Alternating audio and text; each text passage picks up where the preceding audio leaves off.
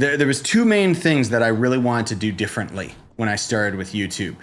One was when I would watch people do playthroughs and they would randomly get stuck on a puzzle for like an hour. I always edited that out of my videos. Always. Because it was just like, bro, get to the point, you know? The other thing was just the fact that you would be watching somebody play through a game, and, you know, YouTube was very different back then. You could just upload a 20-minute video and that was it. You didn't have to do this whole rush through the game as quick as possible or have like 20 hours cut down to 2 hours or 2 minutes type of video type stuff. And so you'd be watching these people play through a game and, you know, they'd have like maybe a 20-30 minute video just playing through the whole game. And then they randomly, just out of nowhere, would just drop like one F-bomb or some swear or something. And it was just like so out of place for it to just happen randomly once.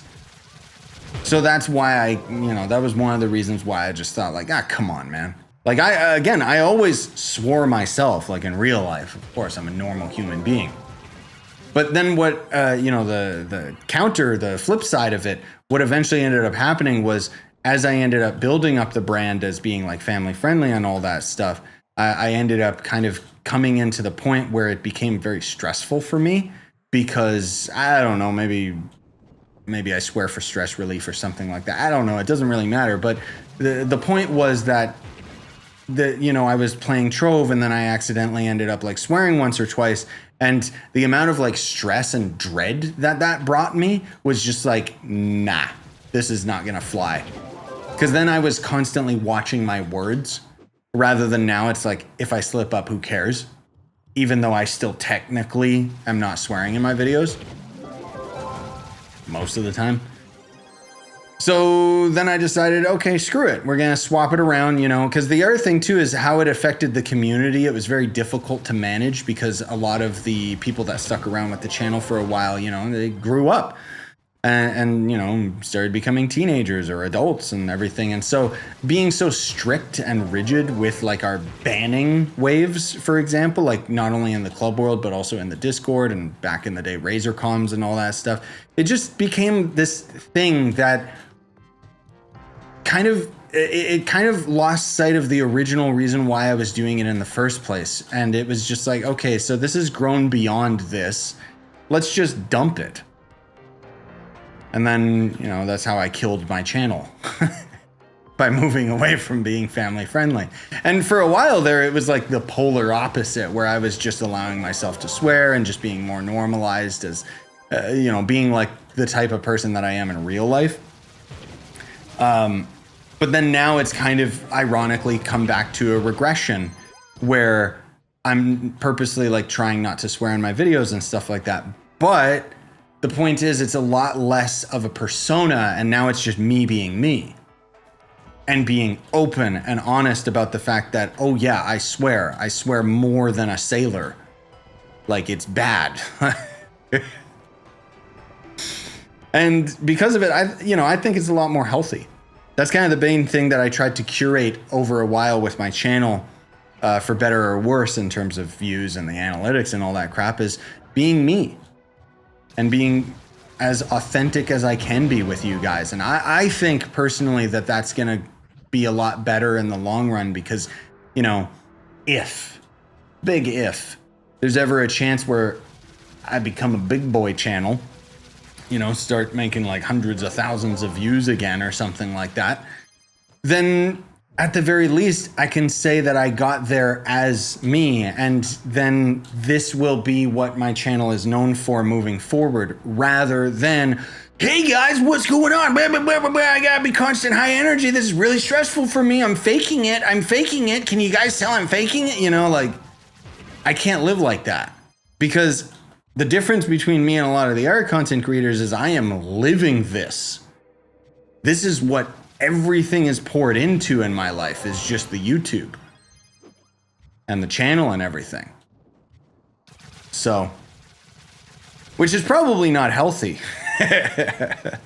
Where the main reason why I wanted to kind of curate this, being more myself and more authentic on the channel is because I saw very briefly the reason why so many big time channels have like their mental breakdowns.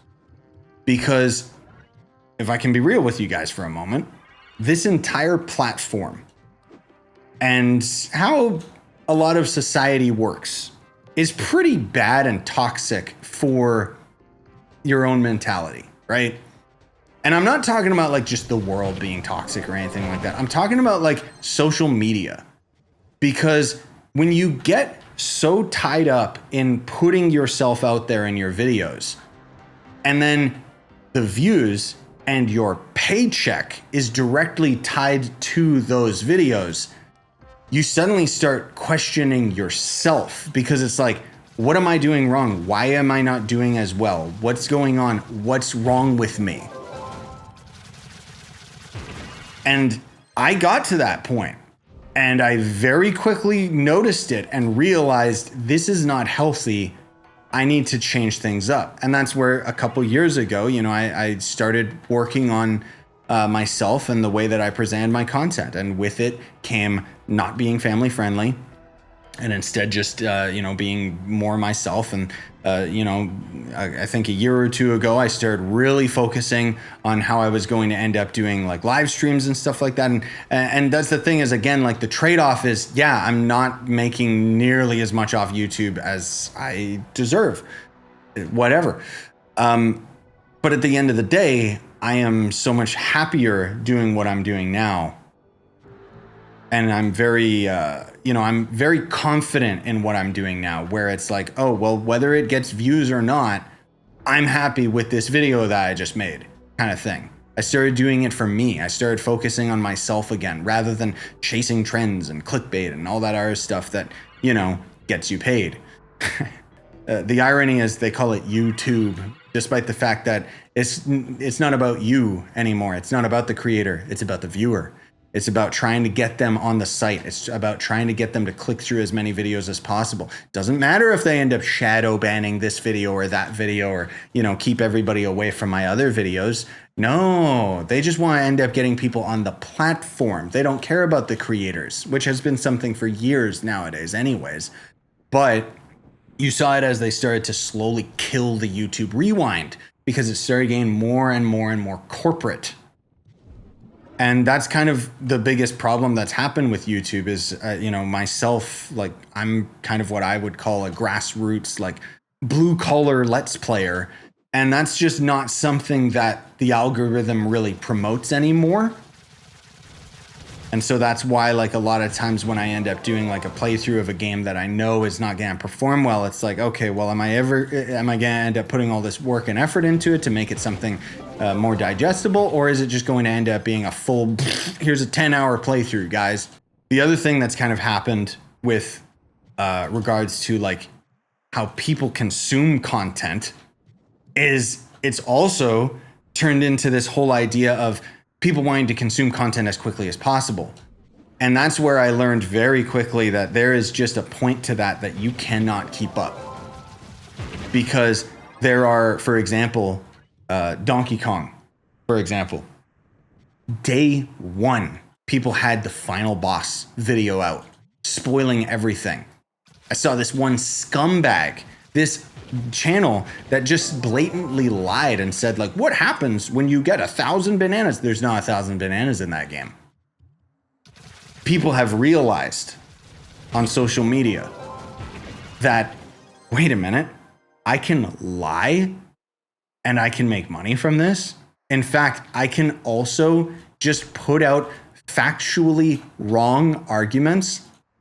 And wait a minute, it's actually going to perform better because people will come into my comments and actively try to correct me and, you know, say that they were rage baited into it. But YouTube just sees that as engagement.